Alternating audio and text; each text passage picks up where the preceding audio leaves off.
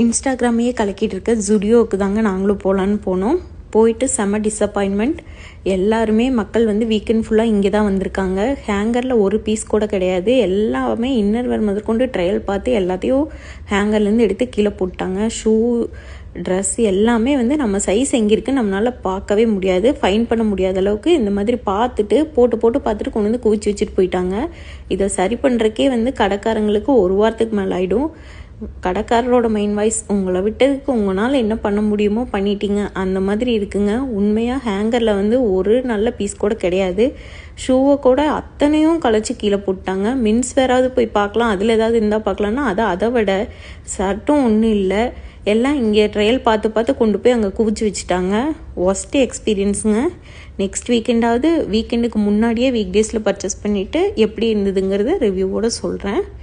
இந்த மாதிரி எக்ஸ்பீரியன்ஸ் நீங்கள் ஃபேஸ் பண்ணியிருக்கீங்களான்னு கமெண்ட்